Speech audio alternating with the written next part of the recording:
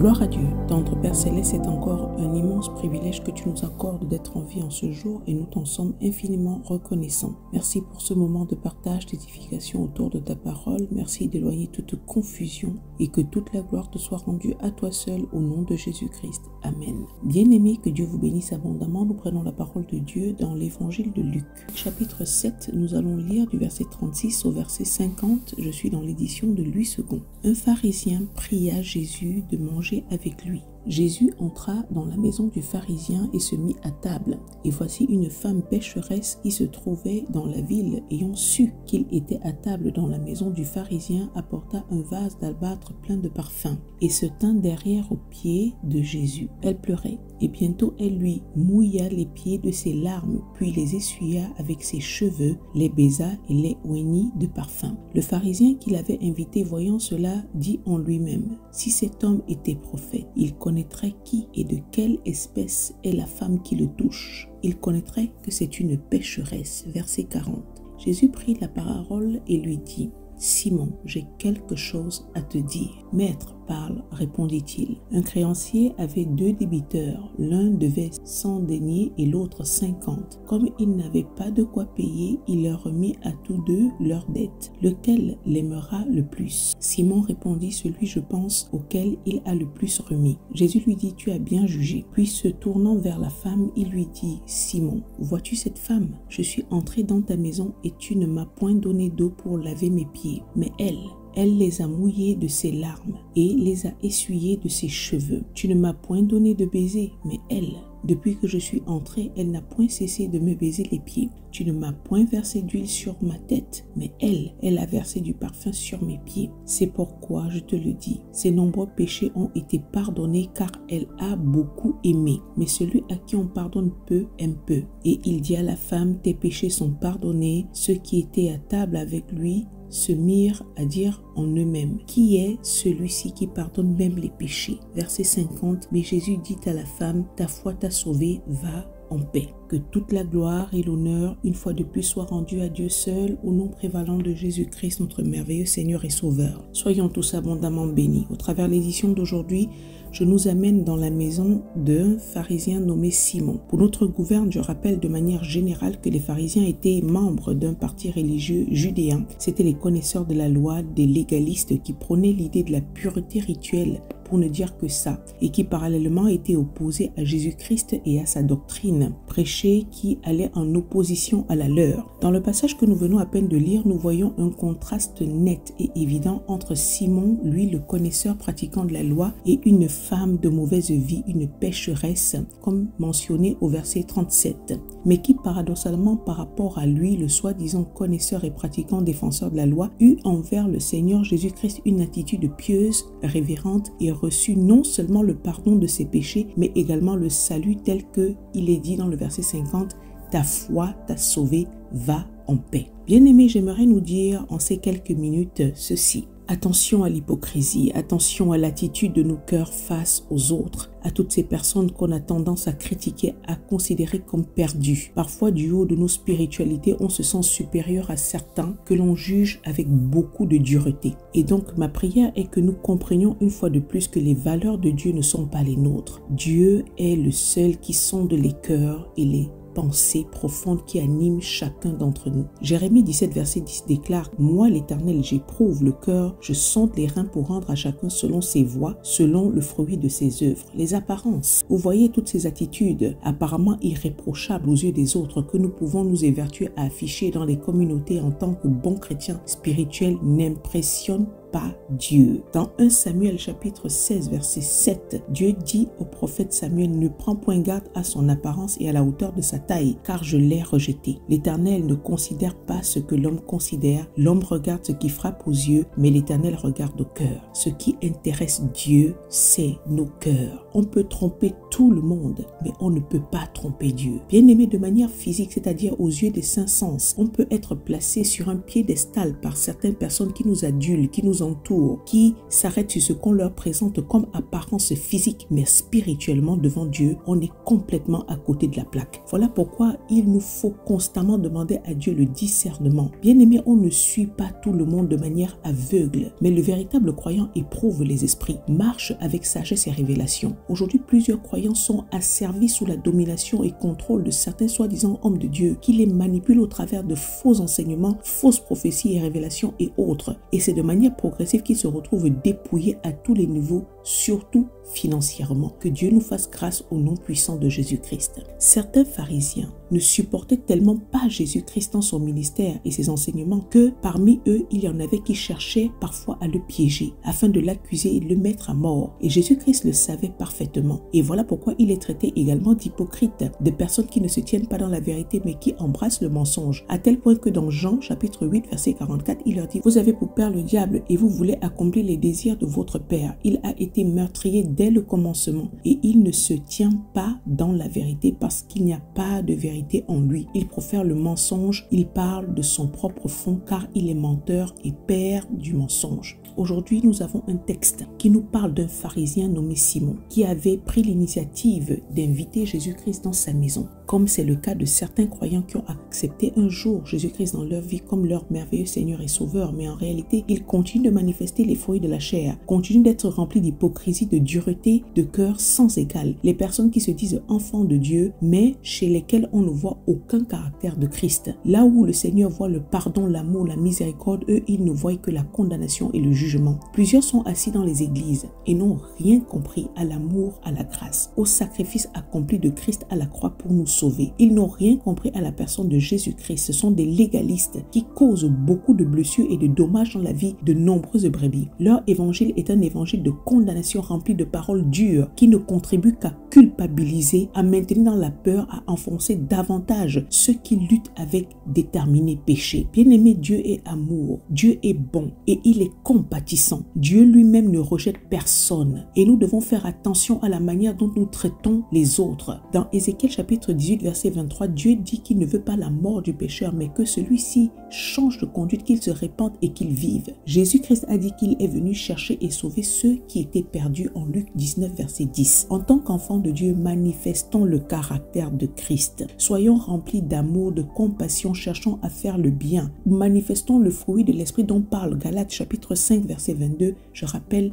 l'amour, la joie, la patience, la bonté, la bénignité, la fidélité, la douceur, la tempérance et recherchons la paix envers tous autant que cela dépend de nous, tel que le dit Romains 12 verset 18. Ainsi nous serons de véritables perches spirituelles dont Dieu se servira pour tirer ceux qui sont encore dans la fosse du péché et les amener à Christ de manière authentique. Je le redis à nouveau, que Dieu nous fasse grâce au nom de Jésus-Christ. Il est dit dans le verset 36 du texte d'introduction que Simon pria Jésus de manger avec lui. Jésus entra dans la maison du pharisien et se mit à table. Bien aimé, c'est Simon qui avait prié le Seigneur de venir manger avec lui. Maintenant, les raisons pour lesquelles il le fit, était-ce par curiosité ou par hostilité? Était-ce pour le piéger de quelque façon que ce soit? Le texte ne nous le dit pas. Mais le passage nous met progressivement en exergue certaines attitudes paradoxales à un hôte vis-à-vis de son invité. Voyons-nous dans les coutumes juliennes, un certain protocole de bienséance devait être exécuté lorsqu'une personne décidait d'organiser un souper dans sa maison. L'hôte ou encore celui qui recevait devait veiller à ce que tous ses invités se fassent laver les pieds avant le repas, car les routes étaient à ce temps-là poussiéreuses et on ne portait exclusivement que des sandales. Donc il était donc fréquent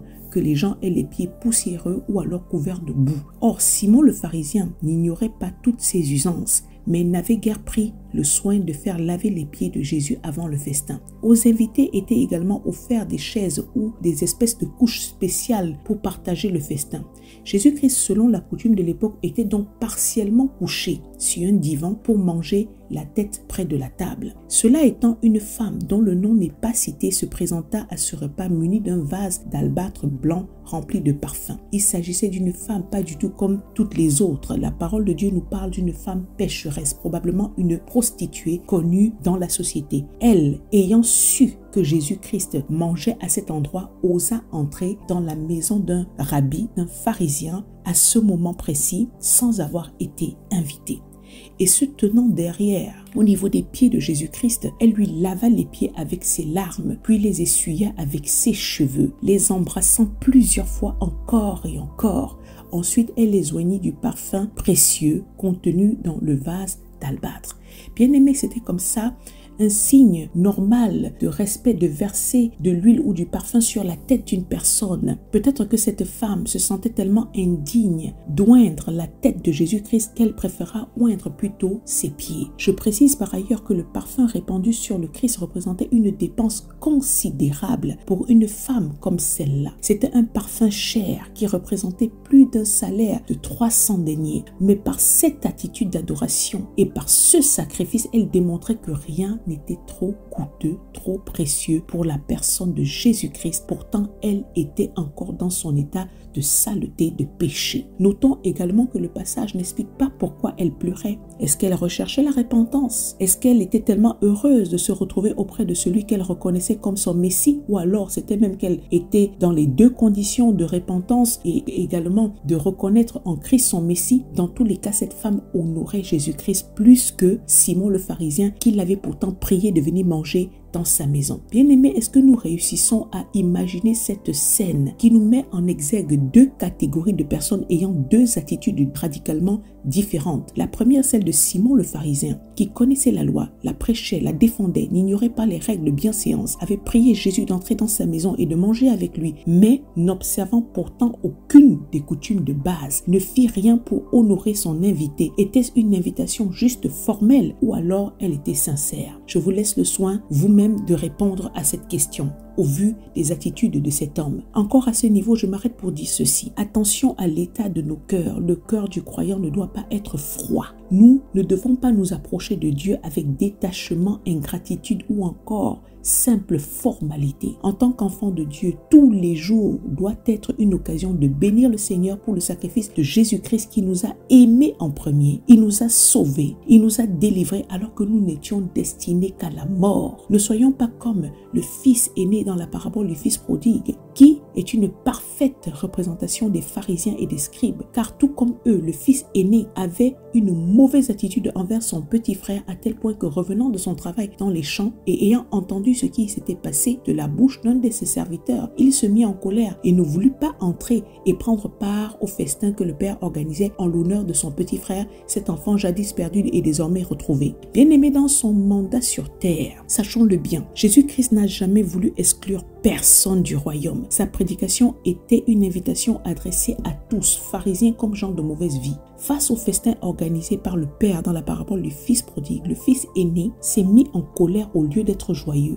Et tandis que le père le priait de rentrer pour se joindre à la fête, cet enfant lui fit des remontrances que je vous invite à aller lire dans Luc chapitre 15. Au verset 29 et 30, il est dit « Et voici, il y a tant d'années que je te sers sans avoir jamais transgressé tes ordres, et jamais tu ne m'as donné un chevreau pour que je me réjouisse avec mes amis. Mais quand ton fils est arrivé, » vous voyez comment est-ce qu'il s'adresse à son père? Il dit ton fils, il ne dit même pas mon frère. Celui qui a mangé ton bien avec des prostituées, c'est pour lui que tu as tué le veau gras. Bien-aimé, est-ce que nous réalisons le langage dur de cet enfant à son père? Il n'hésita pas à rappeler le péché de son petit frère. Attention à l'attitude de nos cœurs. Ne nous sentons pas toujours meilleurs par rapport aux autres parce que nous ne nous trouvons pas dans déterminées situations par rapport à certains. Seul Dieu juge et sonde les cœurs et il nous incite à l'amour, à la compassion envers ceux qui sont perdus, car ce n'est qu'ainsi que nous pourrons attirer le plus grand nombre à la vie qui est Christ. Je rappelle, Christ est le chemin, la vérité et la vie. Face à l'attitude de cette femme, au verset 39, Simon, qui regardait la scène, se dit intérieurement, si cet homme était prophète, il connaîtrait qui et de quelle espèce est la femme qui le touche. Il connaîtrait que c'est une pécheresse. Est-ce que vous voyez les pensées qui animaient cet homme pharisien? Comment il traite la femme, de quelle espèce? Face au Seigneur Jésus-Christ, deux catégories de personnes, je le réitère. Simon, un homme qui était censé connaître la loi et qui connaissait la loi, mais au cœur froid, insensible à la présence du Seigneur Jésus-Christ dans sa maison, un cœur rempli de dureté et de jugement, de condamnation, qui ne considérait même pas le Seigneur Jésus-Christ comme un véritable prophète. Sinon, selon lui, Jésus-Christ aurait non seulement su que cette femme était de mauvaise vie, mais il ne lui aurait même pas permis de s'approcher de lui, de le toucher, car le fait de toucher un pécheur rendait une personne pure, impure selon les lois religieuses. Et nous avons de l'autre côté une autre personne, une femme remplie de saleté, de péché, mais au cœur contrit, qui par son attitude honora la personne de Jésus-Christ, consciente de qui lui il était et de ce qu'il pouvait faire pour elle dans sa vie. Dans son omniscience, sachant les pensées de Simon, lui, le Seigneur Jésus-Christ, demanda courtoisement la permission de lui dire quelque chose et lui dit: Simon, j'ai quelque chose à te dire. Au verset 40, Simon lui dit: Maître, parle. Et là, Jésus-Christ va commencer par une parabole. Un créancier avait 2 débiteurs. L'un devait 500 deniers et l'autre 50. Comme il n'avait pas de quoi payer, il leur remit à tous 2 leurs dettes. Lequel l'aimera le plus? Simon répondit: Celui, je pense, auquel il a le plus remis. Jésus lui dit: Tu as bien jugé. Jésus-Christ enseigna par une parabole qu'une personne à qui on avait beaucoup pardonné aimait davantage qu'une personne à qui on avait peu pardonné. Et il appliqua alors la parabole à cette femme pécheresse. Un pécheur à qui on a pardonné va naturellement aimer et remercier celui qui lui a pardonné. Dans le verset 44, puis se tournant vers la femme, il dit à Simon: Vois-tu cette femme? Je suis entré dans ta maison et tu ne m'as point donné d'eau pour laver mes pieds, mais elle les a mouillés avec ses larmes et les a essuyés avec ses cheveux. Tu ne m'as point donné de baiser, mais elle, depuis que je suis entré, elle n'a point cessé de me baiser les pieds. Tu ne m'as point versé d'huile sur ma tête, mais elle a versé du parfum sur mes pieds. C'est pourquoi je te le dis, ses nombreux péchés ont été pardonnés, car elle a beaucoup aimé. Mais celui à qui on pardonne peu aime peu. Et il dit à la femme: Tes péchés sont pardonnés. En gros, le Seigneur expliquait à Simon qu'il avait observé leurs 2 attitudes qui étaient complètement opposées par rapport à lui. Cette femme, inconsidérée de tous à cause de son style de vie reprochable, était consciente qu'elle était pécheresse et qu'elle avait besoin de pardon. Et nonobstant ses nombreux péchés, ayant appris l'endroit où se trouvait Jésus-Christ, elle alla vers lui, dans son état de saleté, dans son état reprochable. Elle est allée s'humilier, se soumettre, le oindre, essuyer ses pieds avec sa chevelure. Je précise pour qui ne le sait pas que dans la coutume judéenne, les femmes n'avaient pas le droit de défaire leur chevelure en public. Seuls leur époux avaient le droit de les voir avec les cheveux dénoués à l'intérieur de leur maison. Donc le geste que posa cette femme était fort en signification, car elle avait au travers de ses attitudes plus que démontré sa soumission, son amour, sa considération envers le Seigneur Jésus-Christ comme son Messie, comme le seul capable de lui pardonner toutes ses iniquités. Cette femme avait ressenti l'amour, le pardon qui émanait de sa personne et non le jugement et le rejet. Tandis que Simon, lui, il se considérait comme pur et juste et par conséquent estimait qu'il n'avait pas à traiter Jésus-Christ de manière spéciale, puisque, je le redis à nouveau, pour lui, Jésus-Christ n'était même pas un vrai prophète, donc il ne méritait pas de bénéficier tout ce protocole requis aux invités. Et ça, Jésus-Christ le lui reprocha à 3 reprises au travers de la phrase: Tu ne m'as point. Tu ne m'as point donné d'eau pour laver mes pieds. Tu ne m'as point donné de baiser. Tu ne m'as point versé d'huile sur ma tête. Simon n'avait rien fait pour honorer Jésus-Christ à cause de la dureté de son cœur. Il ne s'était même pas bougé d'1 millimètre et n'avait même pas daigné s'excuser quand Jésus-Christ lui a fait remarquer tous ses manquements. Alors que cette femme de mauvaise vie, dont toute apparence montrait être éloignée de Dieu, entra ce jour dans la maison de Simon avec sa foi, avec son huile, avec son adoration. En guise d'humilité, elle répandit dans toute la pièce ce parfum d'adoration. Tous les gestes que cette femme appliqua sur la personne de Jésus-Christ traduisaient la foi profonde et apparente. Ainsi, elle ne fut pas pardonnée à cause de son amour, car elle aimait plutôt parce qu'elle avait été pardonnée. En effet, le Christ lui dira: Ta foi t'a sauvé, va en paix. Jésus-Christ affirma publiquement que les péchés de cette femme étaient pardonnés. Je le redis à nouveau, elle n'a pas été pardonnée parce qu'elle a aimé Christ, mais son amour était le résultat du pardon obtenu. Elle a beaucoup aimé parce qu'elle avait été beaucoup pardonnée. Bien-aimés, personne d'entre nous n'est sans péché, mais étant en Christ, nous bénéficions tous tous d'un grand pardon. Par conséquent, nous devons naturellement témoigner beaucoup d'amour au Seigneur pour sa miséricorde, sa bonté, ses compassions qui se renouvellent chaque jour envers nous, ses enfants. Jésus-Christ n'adressa pas cette même phrase de ta foi t'a sauvé, va en paix à Simon, lui le pharisien, le rabbi, l'enseignant de la Torah,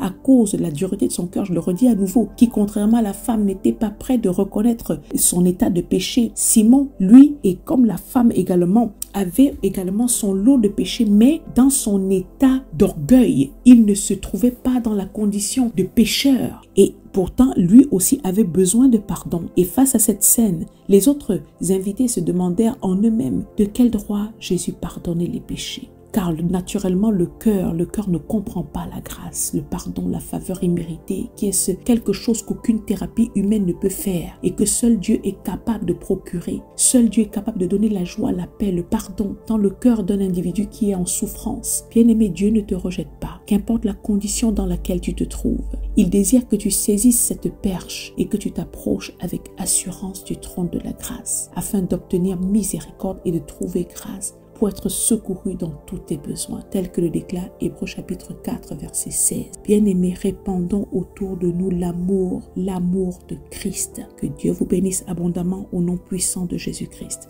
Amen.